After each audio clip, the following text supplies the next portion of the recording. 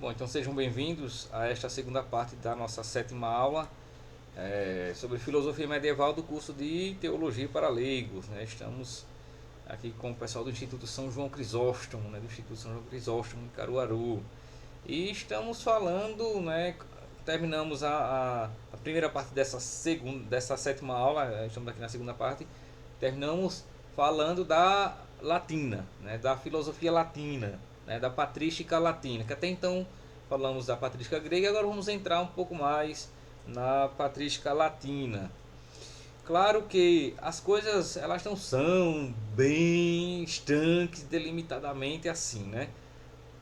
Essa influência de cá para lá, de lá para cá, isso acontece, né? Não é que quem era do mundo latino não dialogava com quem era do mundo grego ou vice-versa.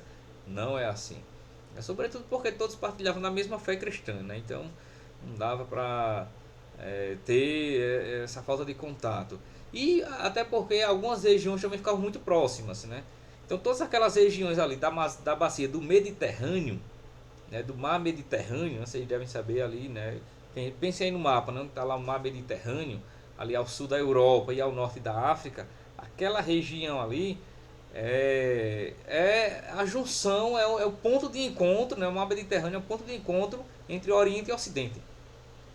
Então ao norte nós temos a Europa, que é o Ocidente, abaixo nós temos a África com a parte oriental, outra parte ocidental, né? A oeste nós temos, a leste aliás, né? Nós temos a Palestina, né? Terra Santa ali, Síria, né? Damasco, né? Capadócia, Ásia Menor, que é o mundo oriental, e ao leste nós temos o mundo ocidental. E o mar Mediterrâneo fica nesse entorno, é o ponto de encontro, não é, daquelas culturas. Aí a cultura cristã, né? As igrejas cristãs ocidentais e orientais acabam que se encontram ali. O comércio, né, era importante para essas trocas, né, de informações, de relações, né, se dava muito contato comercial e era justamente nesses contatos comerciais que muitas ideias acabavam circulando, muitos livros, muitos tratados, muitos escritos, muitas cartas circulavam ali pela bacia no Mediterrâneo, no Médio Oriente, através do comércio. Isso também era um fator importante para a troca cultural, viu, gente? O comércio nesse sentido exerce um papel importante para as trocas culturais em torno do mar Mediterrâneo. Porque o mar Mediterrâneo todinho, com a Europa, com o norte africano e a Ásia todinha até lá na Índia, isso pertenceu ao grande Império Romano. E como pertenceu ao grande Império Romano, tudo era terra de um mesmo império, seja a parte ocidental, seja a parte oriental. Então havia muita interação, né? Muita interculturalidade ali entre aqueles povos em torno do Mare Nostrum. O mar Mediterrâneo, né, os romanos chamavam de Mare Nostrum, porque ele foi totalmente dominado pelo Império Romano. O Mare Nostrum, né, o mar Mediterrâneo. E no mundo latino, né, o grande nome, gente, que nós vamos ter é Agostinho, viu? Santo Agostinho de Hipona. Ele é um santo do século IV e do século V. Ele morre no ano 430. No ano 430, um ano antes do concílio de Éfeso. Agostinho morre um ano antes do concílio de Éfeso, ano 430. A propósito, né, vocês já ouviram falar, sabe o que é, sabe a importância do concílio de Éfeso? Quem poderia dizer qualquer coisa sobre?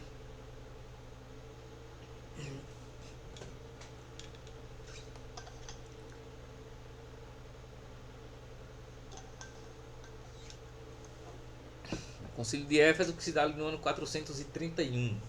Alguém saberia destacar assim, algum ponto de importância desse concílio?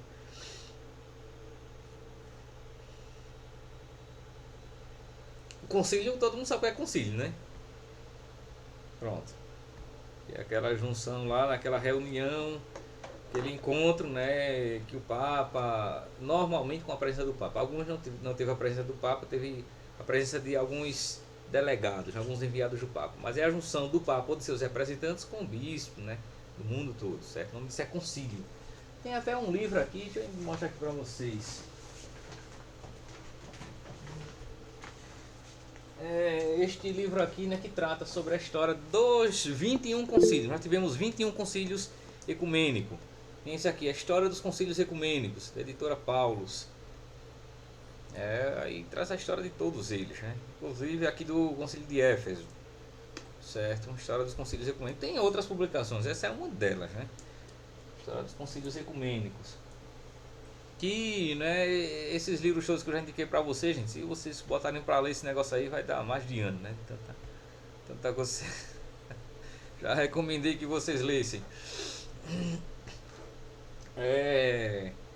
Aí veja, o concílio de Éfeso, né, só para responder rapidão, né, isso aí, o concílio de Éfeso é neste concílio que é proclamado o dogma da maternidade divina.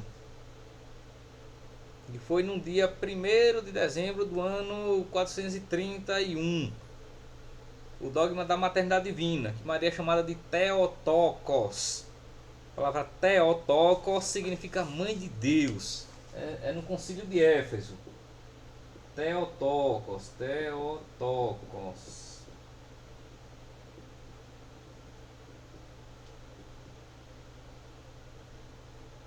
Theotokos, né? Maria, ela é mãe de Deus, né? Theo quer dizer Deus, né? Tokos, mãe, né? Ela é mãe de Deus. Foi nesse concílio aí. Aí Agostinho morre um ano antes disso, né? Que na verdade esse concílio, quando ele se reúne, não é para definir o dogma de Maria, não, viu? Não é para definir que ela é mãe de Deus, não. Foi para definir que Jesus é verdadeiramente Deus. Que já tinha sido feito isso, né? No de Niceia e no de Constantinopla, né? A gente falou sobre isso, né? Em 325 e em 381, Niceia e Constantinopla. Mas como ainda uma outra heresia surgia, né? E foi muito forte também, além do arianismo, né? Que foi o nestorianismo. Aí o concílio de Éfeso se reúne para dar uma resposta a isso, que Jesus ele é verdadeiramente homem, verdadeiramente Deus, porque o arianismo, né? O arianismo não, o nestorianismo, que era de uma era chamada Nestório, ele separava, né? Separava Cristo, a natureza. Ele não negava, como o Ário fazia, né? Ele não negava a natureza divina. Ele apenas separava. Então ele falava em que Maria era Cristotocos, ela é mãe apenas de Cristo, né? E separava a dupla natureza, né? Ora Jesus agia como Deus, ora agia como homem, né? Ficava nesse intercâmbio aí. Aí o concílio se reúne para dizer não, que não tem isso, né? Não tem essa separação na natureza. Jesus, né? Ele é um só, o verbo encarnado é um só, né? E que não há uma separação entre as duas naturezas. Essa união hipostática, na união das pessoas, ela é indissolúvel e substancial. E portanto, na pessoa do Filho, né, na pessoa do Verbo Eterno, não há uma separação. Ele é verdadeiramente homem e verdadeiramente Deus, sempre. E por isso, consequentemente, Maria não é mãe de Cristo, como Nestório propunha. Maria não é mãe de Cristo, Maria é mãe de Deus, porque Cristo é Deus. Então, quando diz que Maria é apenas mãe de Cristo, está separando a natureza dele, né, a natureza humana da divina. E isso é uma heresia. Não é separar a natureza de Cristo, né? Ele é um só, né? Com duas naturezas, mas uma só pessoa. Não são duas pessoas. Não é que uma ora age em outra ora age outra. Não, negativo. É um único Deus encarnado, verdadeiramente homem e ao mesmo tempo verdadeiramente Deus. E por isso que ela é Theotokos, mãe de Deus, e não Cristotokos, mãe apenas da carne humana de Cristo. Não é, certo? Bom, mas isso aí vocês vão aprofundar Ô, um pouco mais professor, na e tem teologia. uma coisa também muito interessante, né? Nesse André, concílio. só um momentinho. Vocês vão aprofundar esse ponto quando estiverem pagando teologia dogmática. Que até então vocês estão vendo a teologia bíblica, né? Mas depois vocês vão ver a teologia dogmática e lá vocês vão aprofundar um pouco mais essa questão aí dogmática. Bom, sim, pode falar, André. Não, esse ponto que o senhor falou é tão importante que ele afeta no credo, né? Sim, sim, sim. E essa questão de Cristo como filho, não é? E que está no credo também, né? Essa convicção, essa afirmação, Éfeso também bateu muito o martelo nisso, né? Não só ele. Sim. Então é isso. Eu só recomendo que quando vocês forem falar, vocês levantem a mãozinha, né? Porque aí, para eu às vezes não perder algum raciocínio, né? Do que uma coisa que eu esteja falando. Bom, então veja, Santo Agostinho, gente, de Hipona, ele nasce na África. Veja, Agostinho ele é um filósofo africano. Ele não é um filósofo europeu. Ele nasce na África, na África Ocidental. Ele é um filósofo africano, certo? E Agostinho vai ter toda uma trajetória ali pelo mundo latino, como um estudante e depois um professor de retórica. Agostinho era alguém que era muito versado na arte retórica, né? Ele tinha um apreço muito grande pela arte retórica. Agostinho ele nasce em Tagaste, né, que fica no norte africano. Depois se torna bispo de Hipona, que também é na África, né? Isso depois de ter feito um longo percurso, né, por Roma, por Milão, né, e depois volta ali para o norte africano. Ele morre pelo ano não, ele morre exatamente no ano 430, né? Nascendo em Tagaste, depois bispo de Hipona, certo? Ambas são cidades africanas. Hoje em dia é uma coisa que se fala muito, se discute muito essa coisa de filosofia africana. Não sei se vocês estão a par disso, né? Mas se discute muito, né, a origem da filosofia, né? Porque tem um pessoal aí, né, ultramodernista que defende que a filosofia não é grega, a filosofia ela surge na África, né? E aí você pergunta, tá certo, mas quem são os filósofos africanos? O pessoal não sabe dizer muito bem quem são, né? E cita alguns professores de filosofia que ainda estão vivos, inclusive. Aí, rapaz, esse negócio tá meio errado, né? Porque o filósofo africano que eu conheço é Santo Agostinho. Pronto, Agostinho era um filósofo africano, né? Fora ele, não tem não. Tem professores de filosofia bons, né? Hoje em dia tem alguns professores bons de filosofia na África e tal. Mas filósofo africano mesmo, né? Da antiguidade é só Santo Agostinho, né? Também teve ali Tertuliano. Quem já falou um pouco sobre Tertuliano, né? Quando tratamos de São Clemente de Alexandria, nós falamos de Tertuliano. E Tertuliano, ele é também um africano. Latino, inclusive, viu? Latino. A gente pegou São Clemente de Alexandria para contrapor a Tertuliana, porque são posições diferentes, né? Tertuliano contra esse diálogo da filosofia com a fé cristã. E por outro lado, Clemente de Alexandria defendendo que a fé cristã tem que dialogar muito bem com a filosofia, porque a filosofia ela foi dada por Deus, né, aos pagãos. A descoberta da filosofia foi um dado de Deus, né? Foi uma inspiração de Deus para guiar os pagãos, preparando-os para a vinda de Cristo, né?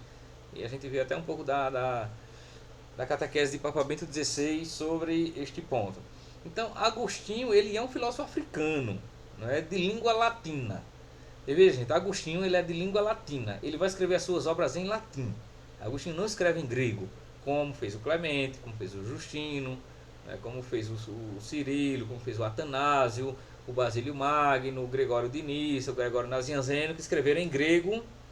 Agostinho vai escrever em latim. Tanto Agostinho quanto o próprio Tertuliano também escreveu em latim, quanto depois os escolásticos, né? Santo Tomás de Aquino, todos eles são de língua latina. Então os tratados que eles vão escrever teológicos ou filosóficos estão na língua latina. E veja, Agostinho, gente, ele é uma figura assim importantíssima, né? Importantíssima mesmo. Agostinho estava numa época em que o cânon bíblico ainda não estava definido, né? Veja que a primeira definição do cânon bíblico, né, da lista oficial dos livros da Bíblia, que se dá no Sínodo de Roma, ali pelo ano 380, mais ou menos. Depois vai ter também um em Hipona, né, na própria cidade de Agostinho, pelo ano 400, né, e 50, mais ou menos por ali assim, né? Vejam que ainda ali estava começando a se definir, né, os livros que seriam considerados como livros canônicos para o Antigo e para o Novo Testamento, né? Na época até ainda se pensou, né, que algum escrito de Agostinho pudesse entrar, né, no Novo Testamento, né? Ainda se especulou isso, né?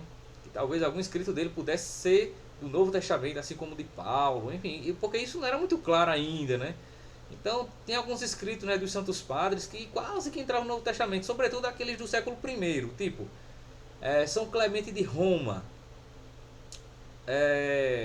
Clemente de Roma, quase que as cartas dele entram como ao lado das cartas de Paulo no Novo Testamento. As cartas de Inácio de Antioquia, né, Santo Inácio de Antioquia, quase que também entram ali junto às cartas de Paulo, de Pedro e tudo mais, porque eram escritos, né, com inspiração profundíssima e que tratavam de temas muito importantes das comunidades cristãs da época, né? Então, muitos escritos da literatura patrística primitiva, daquela literatura apologética, quase que entram no Novo Testamento, pela sua profundidade teológica e espiritual. Aí vejam, Agostinho, ele só se converte depois dos 30 anos, né? Vocês sabem que a mãe dele, Santa Mônica, né? E quem falou aqui foi a Sayonara, né? É isso mesmo, que foi celebrado agora mês passado, né? Santa Mônica. A Santa Mônica rezou muito tempo, né? Muitos anos, né? Pela conversão de Santo Agostinho. Porque Agostinho, ela era uma mulher muito cristã, muito piedosa. E Agostinho era perdido, né? Agostinho era um homem perdido, medonho. Como muitos santos na história da igreja, viu, gente? Olha, os santos, e aquilo que a gente falava um pouco na aula passada, né? Na primeira parte, os santos não nascem santos. Eles vão se tornando santos. E embora Deus os chame para a santidade, mas aquilo ali é um aprendizado. Não é? 30 anos, né, Aldo? Foi por aí mesmo, entre 28 e 30 anos, viu? A oração de Santa Mônica.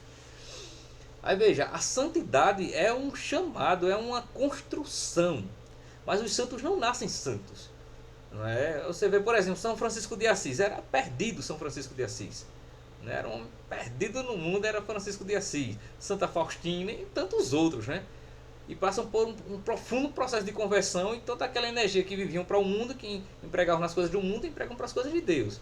Né? Isso normalmente, né? Outros santos mudam um pouco, né? Mas muitos deles eram assim. Agostinho era um deles. Agostinho foi um filósofo pagão até a idade adulta. Não é? Então Agostinho tem sua história de pecado. Tanto que neste livro aqui, As Confissões, ele confessa isso. Ele confessa a sua vida de pecado. Esse livro se chama de Confissões porque ele está confessando para Deus a sua vida. Que é um livro maravilhoso, gente. Quem não leu isso aqui, antes de morrer, todo mundo tem que ler, viu? Isso aqui é um livro obrigatório. Tem que ler esse negócio aqui. E um dia que você estiver lá no céu e encontrar com Santo Agostinho, aí ele vai dizer assim, você leu ou não leu meu livro? Olha, aí você, tá, rapaz, o professor falou e eu acabei que não li. Leia, porque ele vai cobrar. É um livro maravilhoso, gente. As Confissões de Santo Agostinho, né? E este livro ele escreve todinho ele conversando com Deus. É um negócio assim muito bom, muito gostoso de ler. Porque a todo instante ele está conversando com Deus. Tudo que ele vai confessar da vida dele e os temas filosóficos que ele vai explicar, ele o faz para o próprio Deus.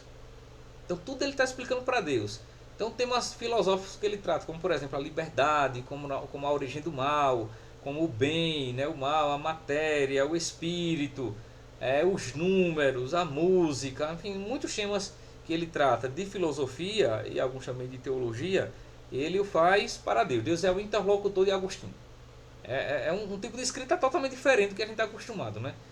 Porque ele está explicando, ele quer dar uma explicação filosófica, né, para aquela determinada questão que o atormenta, né, que o coloca em crise, e ele faz isso explicando para Deus. Né? Então ele diz, ó Deus, eu vou lhe explicar aqui, né, e ele começa a conversar com Deus explicando. E aí você vai entendendo as explicações de Santo Agostinho que ele está dando para Deus. Né? O negócio realmente é um modo diferente de escrever, é um modo de Agostinho, que esse modo dialético, esse modo dialógico, nesse modo de escrever sob forma de diálogo, Agostinho, gente, vai trazer muito isso de Platão. Porque, olha, Agostinho foi um pensador cristão que se inspirou muito em Platão, na filosofia platônica e neoplatônica, né, no chamado platonismo antigo e do neoplatonismo. Então, as duas grandes influências filosóficas de Santo Agostinho, gente, vocês podem colocar, né, as influências filosóficas de Santo Agostinho são duas, né? Platão. Mas eu vou colocar três, porque tem um que, embora a gente saiba pouco, mas ele confessa lá nas Confissões que influenciou muito ele. Platão, Cícero, que foi um filósofo romano, e Plotino. São as três grandes referências filosóficas de Santo Agostinho de Hipona.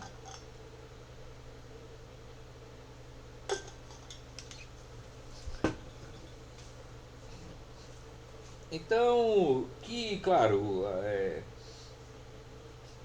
a gente fala Santo Agostinho porque depois ele foi canonizado, né? Mas antes de ser Santo Agostinho, é Agostinho o filósofo. É por isso que quando você vê alguém, né, chamando Agostinho de, ao invés de Santo Agostinho, de Agostinho, né, normalmente está considerando ele como um pensador intelectual, né, um dos maiores da humanidade, né, claro, e um filósofo importantíssimo. Agostinho, ele é um filósofo importantíssimo. Antes de ser um doutor da igreja, antes de ser um pai da igreja, né, um padre da igreja, é um teólogo importantíssimo, né, para a igreja, ele é um filósofo, né, um intelectual. E é assim que a gente considera o Agostinho, né? Primeiramente um filósofo para depois se tornar um padre da igreja, né? Um pai da igreja, um doutor da igreja, um teólogo importante da igreja, certo? Porque as primeiras preocupações de Agostinho são preocupações filosóficas, para depois se preocupar com as coisas teológicas, entende? Partindo daquele princípio que primeiro se entende o homem e o mundo para depois se entender a Deus, né? Não dá para entender a Deus sem entender primeiramente esta realidade humana. Aí veja, Agostinho, gente, o Agostinho ele vai ser muito influenciado por Platão, por Cícero e por Plotino. Diz, André. O professor, eu tenho uma dúvida. Ele foi maniqueísta ou não? Foi Eu sempre tive essa maniqueísta. dúvida. Foi maniqueísta. Então ele teve influências tanto do estoicismo como do maniqueísmo também. Teve muita, muita, muita mesmo. Ele confessa isso aqui, né, nas confissões. Uhum. Aí veja, ele recebeu muita influência, né, de Platão, gente. Até o modo de escrita de Agostinho parece muito com o modo platônico de escrever. Você lê os diálogos de Platão e lê o livro de Santo Agostinho, parece muito. Porque ambos escrevem sob a forma de diálogo. São personagens ali que estão dialogando, discutindo entre si, né, para buscar uma verdade. É uma verdade que todos estão querendo encontrar aquela verdade. Então tem ele e mais alguns personagens ali discutindo. Platão já escreveu dessa forma, sobre essa forma de diálogo. Tanto que os livros de Platão nós chamamos de os diálogos platônicos, porque são pessoas que estão ali conversando. Né? Sócrates como o personagem principal, né, de Platão, e com outros discípulos de Sócrates. E é nessa dialética, é nessa arte do diálogo que vai emergindo as verdades que Platão está querendo provar. Assim também faz Agostinho. Agostinho, ele tem, às vezes ele está ali dialogando com Deus e às vezes está dialogando com amigos, né, com pessoas que estão ali, né, com as mesmas dúvidas que Agostinho, né, então estão dialogando, dialetando, né, acerca de temas na busca da verdade. Então ele vai receber a influência de Platão, de Cícero, e veja, ele tem um tratado de Cícero que ele era apaixonado por esta obra de Cícero, né? Cícero é um filósofo romano do século I, certo, gente? Cícero, é um filósofo Cícero, do século I. E tem uma obra de Cícero chamado Hortêncio, né? Que essa obra infelizmente se perdeu. E que Agostinho é quem dá notícia dela, não é? É uma obra que infelizmente se perdeu, mas Agostinho dá notícia dela. E Cícero é um filósofo do século I a.C., né, que escreveu muita coisa. Né? Nós temos vários escritos de Cícero, né? Tem vários livros de Cícero, mas esse que influenciou Santo Agostinho, esse livro de Cícero, infelizmente se perdeu. Então a gente só sabe pequeninas coisas, pequeninos trechos que Agostinho cita, né? Mas infelizmente se perdeu. Veja, de Cícero, deixa eu ver quem o Santo Agostinho. Que era um livro sobre a filosofia mesmo, né, que Cícero tinha escrito. Aí infelizmente se perde. Nós temos importantes livros de Cícero, né, como por exemplo Tratado sobre a Amizade. Cícero está entre aqueles filósofos estoicos, né? Cícero é um filósofo estoico, da filosofia estoica, que era uma filosofia helenística, uma filosofia grega tardia, né? Não aquela grega clássica de Sócrates, Platão e Aristóteles, mas aquela filosofia grega que vem depois dos clássicos, chama de filosofia helenística. A gente já falou um pouco sobre isso. E Cícero foi um importante filósofo estoico, né? Então ele tem tratado sobre o envelhecimento feliz, sobre a vida feliz, né? Sobre a alma humana, né? Sobre a amizade, sobre a filosofia, né? Enfim, tem importantes tratados de filosofia, sobretudo na área da filosofia moral, né? Assim como a maioria dos estoicos, eles escrevem muito uma filosofia moral, tratando mais de temas da moralidade, temas da ética, certo? Inclusive, gente, é de Cícero que nós temos a palavra pecado, viu? Essa palavra pecado, né, o primeiro a usar a palavra pecado para se referir a uma coisa errada que se faz foi Cícero. Depois, essa expressão de Cícero vai ser importada para o cristianismo, e Cícero era um pagão, viu? Cícero não era um filósofo religioso, era um pagão. Mas ele falava em pecatus. E essa palavra pecatus, que significa, né, falsear os passos, né, andar em falso, em vez de andar em linha reta, você começa a errar os passos. Essa noção de pecatus é que vai entrar, né, no mundo cristão para significar mesmo o pecado como aquele desalinhamento, né, com a vontade divina. Né? A ideia de pecatus é andar em falso, que é o que é o pecado mesmo, né? É andar, você deveria andar por aqui e você começa a andar de modo errôneo. Aí Cícero tem muitos escritos, né? Até tem alguns livros aqui de Cícero, né? Tem escritos jurídicos, né, Aldo? Você vê que lá no quando você estuda o direito, você vê, né? Quando vai estudar direito romano, você vê muita coisa de Cícero que foi um importante, né, pensador, né, do direito romano, né, do mundo jurídico romano, né? Então, muitas terminologias que se usa no direito, né, vem de Cícero. Ele foi advogado também, né? Enfim, é um grande homem também neste sentido, né? Tem até um livro de um curso de direito romano que traz muita coisa também da filosofia de Cícero. Não está por aqui em algum lugar, né? Um curso de direito romano. Então Cícero é importante para o direito, importante para a filosofia, não é? Importante para a filosofia moral.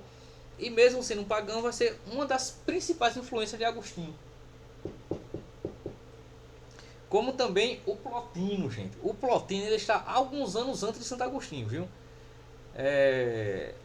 Eu vou lhe dizer aqui o ano exatamente que Plotino ele morre. Ele morre no ano 270. Plotino morre no ano 270 e Santo Agostinho ele nasce no ano 354, menos de 100 anos, né, de diferença entre um e outro. Né? E o Plotino era um filósofo pagão, né, que estava ali em Alexandria, né, na escola alexandrina. Ele é o representante, né, do chamado neoplatonismo. É o maior representante, né, do platonismo tardio, ou neoplatonismo. Neo quer dizer novo, né, o novo platonismo. E Platão está há 400 anos antes de Cristo e Plotino está há 270 anos depois de Cristo. Certo, gente? Então já bem pertinho, menos de 100 anos de diferença para Santo Agostinho. Inclusive, o Plotino ele foi colega, né, na escola de Alexandria, de Orígenes, que é um importante pensador cristão. Orígenes, que também é um escritor eclesiástico, né, um filósofo patrístico cristão. Orígenes, certo? Um homem que tem uma influência muito grande, teve uma grande produção filosófica e teológica. Orígenes. Aí Orígenes ele foi colega, né, de estudos de Plotino. E ambos eles foram discípulos, né, de um mestre chamado Amônio Sacas, né, que era um pagão, né, um sábio, né, pagão, né, filósofo também, né, versado na filosofia neoplatônica, e foi mestre dos dois. Né? Isso na escola neoplatônica ali de Alexandria. Certo, gente? E o Plotino vai escrever algumas obras importantes chamadas de Enéadas. A obra principal do Plotino, gente, é a Enéada. Enéada, que é uma coleção, na verdade, de 9 grandes volumes, cada um com vários tratados menores. São as Enéadas de Plotino. É um negócio gigantesco. Não sei como foi que ele escreveu aquilo tudo numa época em que não havia papel. E uma coisa que é impressionante nesses homens aí da antiguidade, tipo o Plotino, Santo Agostinho, Platão, Aristóteles, né, e outros tantos, é que eles escreveram muito em uma época em que não havia papel. Porque o papel de então era o pergaminho, né, que eram aqueles rolos, né, feito ou de couro, ou de cascas de árvores, enfim, né, o pergaminho, o papiro, era o papel que tinha, né? Não era como hoje, o papel prensado. O papel prensado, como nós temos hoje, data do ano 1455. Né? Então é uma coisa bem recente, tem 500 e poucos anos apenas. Né? E ele não, né? Agostinho, como Plotino, escreveu numa época em que não podia nem errar. Que se errasse não tinha papel assim de sobra, né? Não tinha pergaminho de sobra de jeito nenhum. Porque além de ser pouco, era caro e era raro. Né? Então, escrevia geralmente um lado e outro, não tinha negócio de. As letras geralmente eram tudo juntinho, não tinha nem espaçamento entre as letras, entre os nomes. Era tudo emendado para não perder espaço. Que foi também assim que os escritos bíblicos foram escritos, né? Em pergaminhos. E só 1400 anos depois, 1500 anos depois, é que foi para o papel prensado em forma de livro que nós temos atualmente. Então veja, nas Enéadas, né, Agostinho vai ler os escritos platônicos, os escritos de Cícero e os escritos de Plotino, entre outros, né? Mas sobretudo desses. E as Enéadas elas vão exercer uma influência grande, gente, sobre Santo Agostinho. Entre as influências que Agostinho vai receber de Plotino, sobretudo do Plotino, é em relação ao problema do mal. E aí vocês destaquem isso, né? Que Plotino, vocês podem colocar assim, Plotino nas Enéadas influenciou Santo Agostinho a resolver o problema do mal.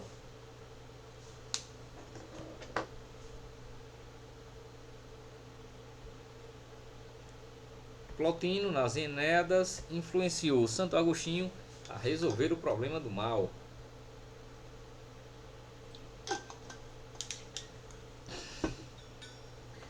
Certo, Sayonara, Graça, Michelane, tá aí, né? O irmão Jackson, cadê você, irmão Jackson? O Everaldo também, Josiane, Diego, Michelane.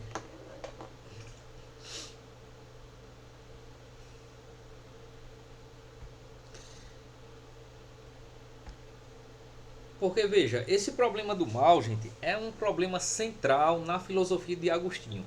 Que este problema do mal é um problema filosófico, né, que ele vai tratar nas Confissões e também vai tratar no livre-arbítrio. Você está com o livre-arbítrio aí pertinho, tá, Aldo? Mostra aí o Delibero Arbítrio. Que é esta obra aí, gente, olha. Santo Agostinho, o livre-arbítrio, né, dessa coleção patrística. Isso aí é um livro importante, viu? Importante mesmo. Vocês coloquem na lista de livros que tem que ler, né? Enquanto estiver nesse mundo, coloquem aí o livre-arbítrio. Eita, Marli, é muita coisa, né, Marli? Muita informação. Ah, meu Deus. Só fico pensando de ir no ler tudo que eu quero ler nessa vida. Coloca a foto lá no grupo depois, viu, Aldo?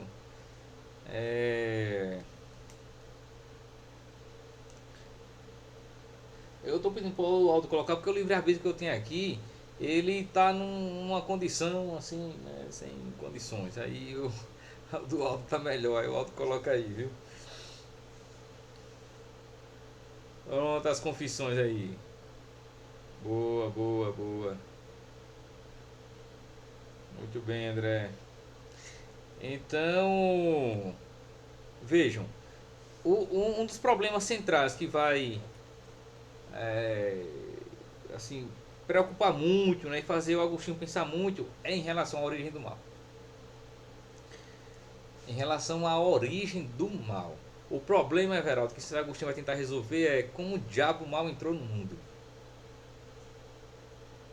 Porque, segundo está lá nas escrituras, né, no capítulo 1 do livro do Gênesis, Deus é sumamente bom. E se crê que Deus é sumamente bom, repare mesmo, viu? Deus ele é supremamente bom. Em Deus não há maldade. Em Deus não há erro, não há perversidade, nada disso. Deus ele é totalmente bom. Ele não só ele é totalmente bom, como ele próprio é a bondade. E tudo que ele fez também é bom. Porque quando ele foi criando as coisas, ele foi dizendo que era bom. Que viu que aquilo era bom. Houve uma tarde e uma manhã. No outro dia criou de novo. Viu que era bom. Houve uma tarde e uma manhã. E assim foi. Deus, quando terminou tudo, ele disse que tudo era muito bom. Aí o problema que Santo Agostinho vai se colocar é, tá, como é que um Deus que é bondade e que fez tudo sair dele, né? Porque tudo vem de Deus. Não havia nada e do nada Deus tirou tudo. Então, se tudo veio de Deus, então tudo é bom, porque foi Deus quem fez. Aí, como é que o mal entrou no mundo? Esse é o problema, gente. Como é que o mal entrou no mundo? Será que foi por um descuido de Deus? Será que Deus não percebeu e o mal pegou uma brechinha ali e entrou no mundo? Mas se Deus não percebeu, né, se o mal achou uma brechinha e Deus não percebeu, então Deus não é onisciente. Porque se Deus sabe de tudo, como é que ele não viu esse negócio entrar? Ou será que Deus percebeu, mas ele permitiu? Ele deixou? Mas se Deus deixou, ou se Deus propositalmente ele fez o mal entrar, então talvez ele não seja supremamente bom. Porque como é que ele permite o mal sabendo que o mal é mal? Aí Santo Agostinho se pergunta, tá, peguei agora, né? Como livrar a pele de Deus, né, da responsabilidade pelo mal no mundo? E isso foi uma incógnita, uma interrogação filosófica que atormentou Agostinho por muito tempo. Sobretudo porque Agostinho tinha sido maniqueu, né? Aí veja, o maniqueísmo, gente, que é uma corrente filosófico, né, místico, religiosa, o maniqueísmo, que era de Mani, né, que era um oriental, né, um sábio, né, só que um sábio do paganismo, né, oriental, o vai ter uma influência muito grande sobre Agostinho. Agostinho foi maniqueu por muito tempo. Só que Agostinho ele não encontrava no maniqueísmo as respostas necessárias que ele tinha. Porque embora Agostinho tenha sido pagão uma grande parte da vida dele, ele era um homem que tinha muitas interrogações. Ele se procurava pela verdade. Ele se perguntava pela verdade, ele queria saber a verdade. E por isso que ele foi percorrendo por muitas doutrinas. Então Agostinho ele passa pela filosofia platônica, pela filosofia neoplatônica, pelo maniqueísmo, não é? Dialoga ali com o ceticismo, com os acadêmicos, né? Então ele está ali tentando achar a verdade. Agostinho ele passou por muitas doutrinas, não é porque ele achava bonitinho não, era porque ele queria encontrar a verdade. Essa era a questão. Ele estava procurando respostas convincentes para as suas interrogações. E uma das interrogações dele era quanto à origem do mal. Como é que um mundo feito por um Deus bom entrou o mal? Aí é quando, veja, nas Enéadas de Plotino, sobretudo na oitava Enéada de Plotino, é que Agostinho ele vai encontrar uma resposta para essa interrogação sobre o mal. Sayonara. Entende? É lá nas Enéadas, Marli. Né? Essa análise que é complexa, é mesmo. E Agostinho, porque veja, o maniqueísmo pensava o mal como ser. Né? Para os maniqueus haviam dois deuses: um deus do bem e um deus do mal. Um deus do bem, né, criou o mundo espiritual e o deus do mal criou o mundo material. E por isso tudo que era material era o princípio do mal, porque foi criado por um deus mau. Né? E eles estavam em um eterno conflito. Um Deus do bem e um Deus do mal, eles conflitavam eternamente entre si. E só que o Deus do bem não era mais forte que o Deus do mal. Né? Eles viviam se degladiando eternamente entre si, né? Para ver quem exerceria mais poder sobre a realidade. Entende? Então o maniqueísmo pensava o mal como um ser. Né? Como um ser. Um Deus do mal, ele criou o mundo material. Por isso que para os maniqueus e para muitas filosofias pagãs, né, como para o gnosticismo, que a gente já falou um pouco sobre o gnosticismo, tudo que é material é fonte do mal. No platonismo também tinha essa ideia, né, de que o que é material é fonte do mal. Né, porque é da materialidade que vem as paixões, os impulsos, né, os desejos desordenados, é da nossa dimensão corpórea, da nossa dimensão material. Então, Agostinho, por muito tempo, né, o tempo que ele foi maniqueu, ele também tinha essa aversão ao mal. Só que isso, né, não convencia Agostinho totalmente. Né, isso não satisfazia totalmente as especulações, as grandes interrogações de Agostinho. Então, ele, descontente com as respostas dadas pelo maniqueísmo, ele ainda continua vagando, né, vagueando até encontrar respostas. Que ele só vai começar a encontrar respostas quando chega no cristianismo. Isso ele confessa aqui nas confissões, que quando chega no cristianismo, na igreja católica, ele começa a encontrar muitas das respostas de questões antigas que ele se perguntava. Inclusive, né, aqui no... deixa eu ver aqui, nas confissões, tem um trecho aqui que eu tinha separado, aqui. No número... É no livro 7º, né, das confissões, porque os escritos platônicos, ou melhor, os escritos agostinianos, assim também como os platônicos, né, eles dividiam os capítulos em, ou melhor, os livros, o livro, a grande obra, em livros menores, que é o que hoje seria para nós capítulos. Eles chamavam de livro. Então, nas confissões tinha o livro primeiro, o livro segundo, o livro terceiro, o livro sétimo. Seria o que para nós hoje é capítulo, eles chamavam de livro, tá? Então, no livro 7º, né, ele fala um pouco sobre a busca da origem do mal. Aí ele diz assim, olha, no número 11, né, desse modo, ó meu socorro, né, tu me havias libertado dessas cadeias. Eu, porém, continuava a procurar a origem do mal. Está na página 184, viu, Aldo? Eu, porém, continuava a procurar a origem do mal e não encontrava resposta. No entanto, não permitias que o turbilhão de pensamentos me afastasse da fé. Eu acreditava em tua existência, na imutabilidade de tua subsistência, no teu governo sobre os homens, na tua justiça. Acreditava que em Cristo, teu Filho e Senhor nosso, e nas sagradas escrituras garantidas pela Igreja Católica, havias colocado o caminho da salvação para a humanidade, a fim de atingir a vida que começará depois da morte. E aqui ele vai falando ainda bastante coisa, né, sobre o mal, a origem do mal, tal, enfim, né? E depois lá ele vai confessar que, né, em Plotino ele encontra a resposta que procurava, apesar de Plotino ser um pagão. Porque veja, o Plotino ele vai pensar o mal, gente, que também era uma preocupação de Plotino, era sobre a origem do mal. Apesar de Plotino, né, ser um pagão, e ele não estava pensando de um modo cristão nem monoteísta, nada disso, mas ele queria saber como é que o mal surge, né? E Plotino vai pensar o mal como privação. A resposta de Plotino, não é? O ponto a que Plotino chega é que o mal não é uma coisa, o mal é privação.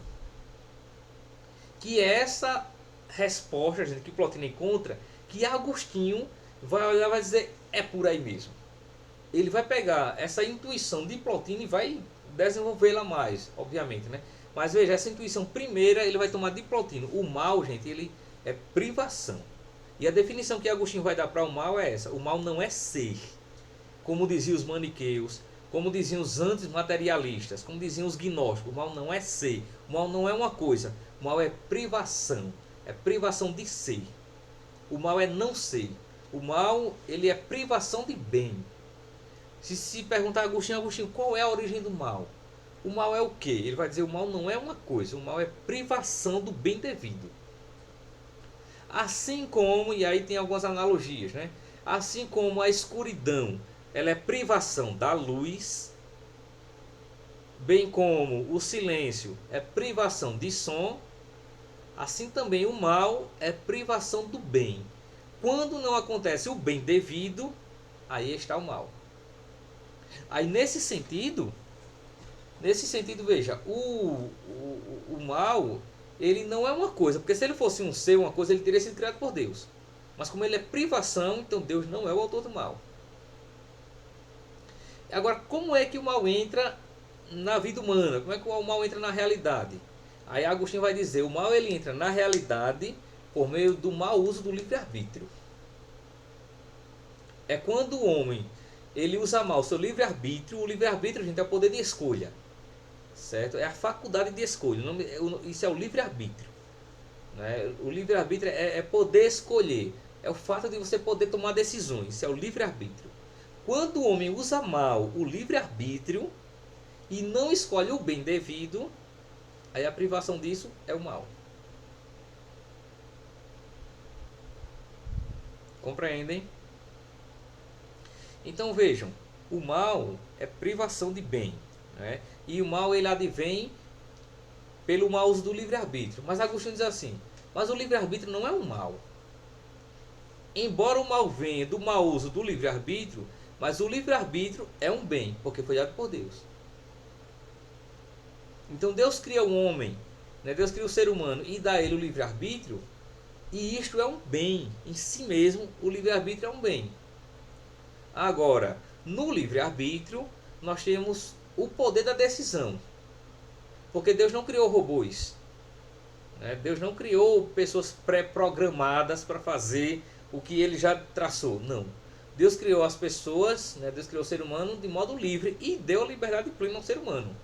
Deus deu a liberdade de verdade ao ser humano, né? E Deus deu o poder, além de colocar a lei, né, de consciência, a lei natural, no coração de cada ser humano, pelo qual ele consegue distinguir o bem do mal. Deus deu a ele o livre-arbítrio pelo qual ele pode decidir. Porque o que Deus fez foi dar ao ser humano o poder da decisão, de fazer a vontade dele ou não. Porque Deus não criou a pessoa programada. Não, Deus criou a pessoa livre para decidir por ele.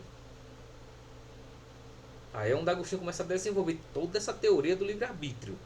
Aí quando o ser humano ele se decide por Deus, quando o ser humano se decide pelo bem e pela lei eterna, ou seja, quando ele usa bem o seu livre-arbítrio, ele se torna livre. Veja, é do livre-arbítrio que vem a liberdade. E aqui a gente já consegue fazer a distinção entre livre-arbítrio e liberdade. O que é a liberdade? É aquilo que resulta do livre-arbítrio. A liberdade é o bom uso do livre-arbítrio. É a que o livre-arbítrio leva. Ele leva à liberdade. O mau uso do livre-arbítrio leva à escravidão. E o bom uso do livre-arbítrio leva à liberdade.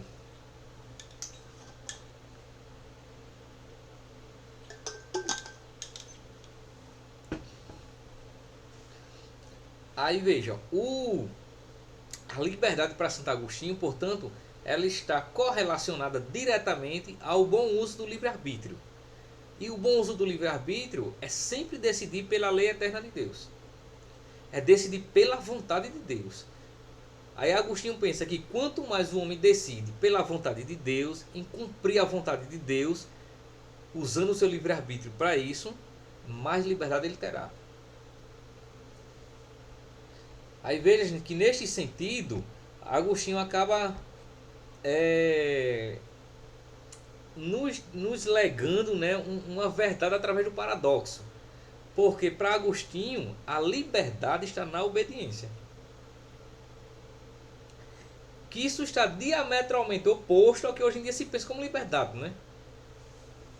Que hoje em dia a ideia de liberdade é não obedecer a ninguém. A pessoa diz assim, não, eu sou livre, eu quero ser livre. Né? Veja que essa ideia de liberdade está totalmente oposta à ideia cristã de liberdade. Sobretudo aquela construída por Santo Agostinho. Porque a ideia construída por Santo Agostinho de liberdade, que está sobretudo no livre-arbítrio, nessa obra do livre-arbítrio, né? A liberdade verdadeira é obediência. Quanto mais o homem obedece a Deus, mais livre ele é. E mais ser humano ele é. A ideia de Santo Agostinho é essa: quanto mais você obedecer a Deus, mais ser humano você vai ser e mais livre você será. Mais liberdade você terá. Porque quando você foge disso, quando você foge do ideal, da verdadeira liberdade que é a obediência a Deus, você começa a adentrar na escravidão do pecado, de si mesmo, do mundo material, dessas coisas e tudo mais, né? Então você, pelo livre-arbítrio, você pode caminhar ou na direção da escravidão às coisas terrenas, a si mesmo, aos bens, ao pecado, aos impulsos, né, às ganâncias, enfim, né, às paixões humanas, que é o caminho da escravidão, este caminho, e que é o caminho de fazer a própria vontade. Ou você pode tomar o caminho da liberdade, que é usar do seu livre-arbítrio para decidir pela lei eterna de Deus, que é a verdade. Que Agostinho sempre trata a verdade como com V maiúsculo, porque a verdade é o próprio Cristo, que disse: eu sou o caminho, a verdade e a vida, né? Lá em João capítulo 14, versículo 6, né? Ego eimi kai rodóis, kai aleta e kai zoé, né? Eu sou o caminho, a verdade e a vida, entende? Ego sum vie, né? Et veritas et vita. Seu caminho, a verdade e a vida. Então veja, Agostinho, gente, vai construir uma ideia totalmente diferente do que é a verdadeira liberdade. Que essa é a ideia que ainda está até hoje. Você vê a influência do pensamento de Agostinho, né? A influência dele se faz sentir ainda hoje. Quando, sobretudo em âmbitos cristãos, se fala em liberdade, ela está totalmente associada à obediência. Então liberdade não é fazer o que você quer. Liberdade é fazer o que Deus quer. Isso é a verdadeira liberdade. Porque isso lhe priva do mal. Isso lhe priva da prisão de si mesmo. E das coisas. E lhe coloca livre diante de Deus. Compreendem? Pode falar, André. Tá sem o áudio. Sim, pode falar. O seu áudio está desligado. Sim. O senhor falou da liberdade, mas tem também a questão da responsabilidade, né? Sim. Não, mas aí não pode nem usar o mais. Porque até o uso do mais fica errado. Porque a liberdade ela já implica responsabilidade. Não se pode colocar ser livre mais ser responsável. Não, a responsabilidade já está implícita na própria liberdade. Porque a liberdade, a gente está falando da liberdade em Agostinho. Não é como a gente pensa a liberdade hoje em dia. A liberdade em Santo Agostinho, para ele, a liberdade é sempre fazer a coisa certa de modo responsável. Entende? Então a liberdade já implica tudo isso aí, né? A ideia mesma de responsabilidade. Então, Agostinho está falando que o ideal da vida, o ideal ético, é a liberdade. Só que aí precisa entender que a liberdade para Agostinho é obediência. A liberdade é estar sempre fazendo a vontade de Deus. Isso é a liberdade. Então, não confundir, gente, a ideia de liberdade de Agostinho, que é a própria ideia cristã mesmo de liberdade, com o que hoje em dia se pensa com liberdade. Por exemplo, nas outras correntes filosóficas, culturais, éticas e tudo mais. Compreendem? Então, um sinônimo de liberdade para Santo Agostinho é obediência. Quanto mais o homem obedecer, mais livre ele será. Que é a experiência que ele vai fazer na vida dele.